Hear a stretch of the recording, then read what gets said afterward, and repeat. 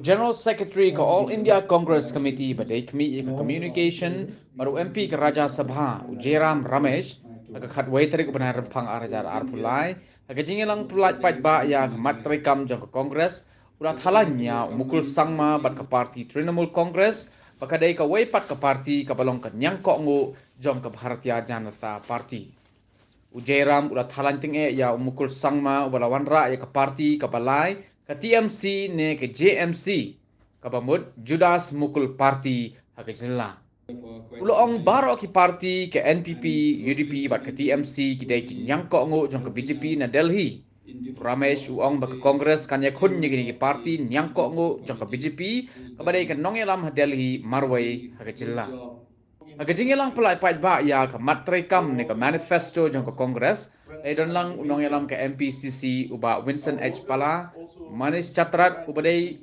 khmi ya ka Meghalaya na lor kiwei ka matrekam jong ka Congress ka long ban aikam ya une ka samla ha ka wei pa ka wei ka long ying ka ying ai bat ka boarding ai yang ki baduk basuk larawan ha ka bor Ramesh ulaong ba ka Congress ka manifesto kadon hadu khat south ligi jingkular ka ba lada ka wan ha ka bor kan penurlong ya ki ha kisan snam banwan nalor kata ka weni ki jingkular ka long ban penkup bor ki kenthei par ban ajing yarap ka balai hajar tingka shibnai shabaro ki longkmi ba marwai ne ki single mothers ka ba hadu sap huai persen ki longkmi ha pa bajalla ki dei ki ba shong marwai It was the commitment, the dedication, and the love of India's Prime Minister then, Srimati Indira Gandhi, that led to the emergence, the formation of the full-fledged state of Meghalaya as a state in the Indian Union. Meghalaya means the abode of the clouds. But today, these clouds have taken on a different meaning.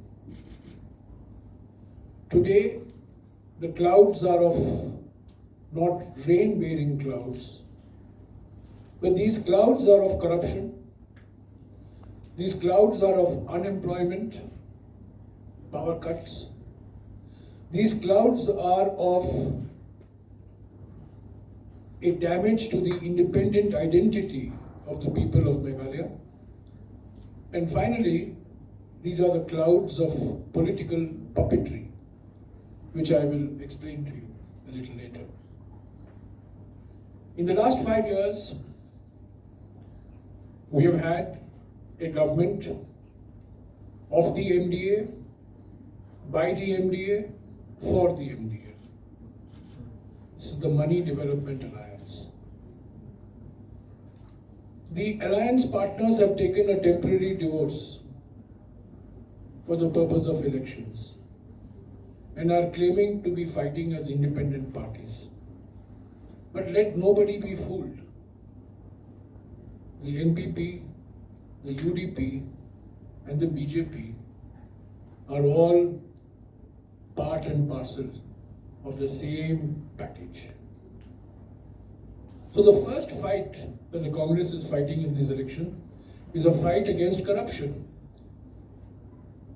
The extraordinary coal scam, the continuation of the inhuman practice of rat mining. I was the environment minister, and in many ways, I don't like to boast about what I did, but I am father of the NGT. I was the minister who piloted the NGT bill in Parliament and established the National Green Tribunal in April 2010. We have had huge corruption in this state as the COVID pandemic raged. So this election is for ridding Meghalaya of the virus of corruption. Second, I mentioned to you unemployment, power cuts, the extraordinary spread of the use of drugs amongst the youth of the state. Meghalaya is a state blessed with extraordinarily rich natural and human resources. But in the absence of productive jobs, in the absence of infrastructure, particularly power, youth will not be able to find avenues for fulfilling their full potential. So, the second point is that these are elections to fight against the unemployment that we see, the power cuts that have become part of daily life, and the growth of a drug culture. Thirdly, when Indira Gandhi moved the bill in Parliament to establish the independent state of Meghalaya, Meghalaya was given Schedule 6 status in the Indian Constitution.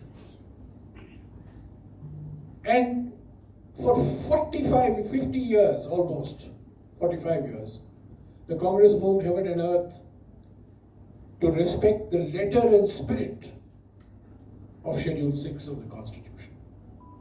Knowing the special needs of the people of Meghalaya, the tribal nature of Meghalaya, the religious and ethnic diversity of Meghalaya. But that is under threat today. The identity of Meghalaya, the ethnic identity, the religious identity, the social identity, the linguistic identity is all under threat because in the name of unity, the BJP and its allies propagate uniformity. It is only the Congress party that believes not just unity in diversity, but unity through diversity. If you strengthen diversity, you strengthen unity. If you weaken diversity, you weaken unity. The BJP wants uniformity. The Congress wants unity through diversity. And finally, the fourth cloud, political puppets. There is one puppet master. He sits in Delhi. And there are puppets in different states. Here there is one puppet called the NPP. There is another puppet called the UDP. And now there is a new third puppet that has come into Meghalaya politics. JMC, not TMC, JMC. Judas Mukul Party, JMP. Be under no illusion. These are all part of the BJP's game plan. NPP is BJP's A team here, UDP is BJP's B team here, TMC or JMP is BJP's C team here, and BJP is the D team here. Congress is fighting a 3-party or 4-party alliance led by the BJP. BJP may not have electoral presence, but it has other presence. And you know what I mean. In spite of demonetization, there is a lot of monetization that takes place, thanks to the BJP. So the Congress party is fighting these clouds, the cloud of corruption, the cloud of unemployment, the cloud of the destruction of Meghalaya's identity, and finally, the cloud of a unholy alliance, BJP, NPP, UDP, TMC, who are all claiming to fight independently now, but mark my words, at the first opportunity, they will jump into bed together. So for the Congress, this is a watershed election. And I will give you only 2 indicators of what a transformational election this is for the Congress. In any state of India, and I venture to say this because I am familiar with national politics, 47 out of 60 candidates are below the age of 45. It's never happened before in any state. It's happened in Meghalaya. 47 out of 60 candidates are below the age of 45. This is bringing youth to the fore. One advantage of the Judas's leaving our party is that they create vacancies. And we have youngsters for the first time. And secondly, 10 out of 60 are women. No other political party in Meghalaya has given women such a heavy representation. This is a matriarchal society. This is a society in which women play a very important social and economic role and a cultural role. That is not reflected in its politics. But we are making a beginning. 10 out of 60, that is almost 17% of our candidates are women. No other political party can claim this. So it is a watershed election for the Congress party. Of course, we recognize that there are many people who have betrayed the Congress party in the last couple of years. Good riddance. Their commitment to the values of the Congress and its ideology obviously is not very strong. Obviously, ED, CBI, income tax has come knocking on their doors. The key issue in this election is, will Meghalaya's identity survive the way it has survived for so long? That is the key issue. Meghalaya is part of the Indian Union, is part of the Indian mainstream. Youth of Meghalaya are earning a name for themselves all over the country. But there is a unique and distinctive identity to the society of Meghalaya that only the Congress can protect. On the one side, you have a set of parties who will dictate what the identity of Meghalaya is from Nagpur or from Delhi. Or you will have another political party which will dictate what is good from Meghalaya from Kolkata.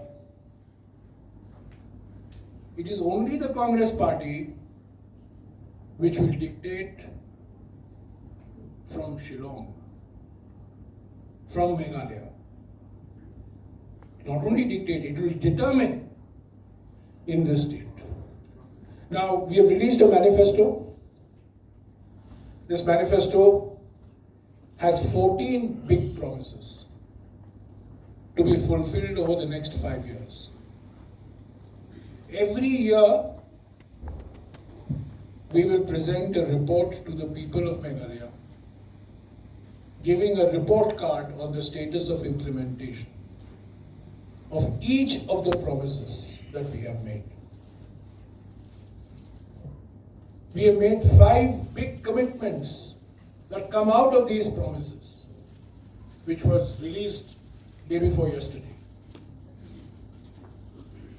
The first commitment being empowering women, 3,000 rupees per month to every single mother,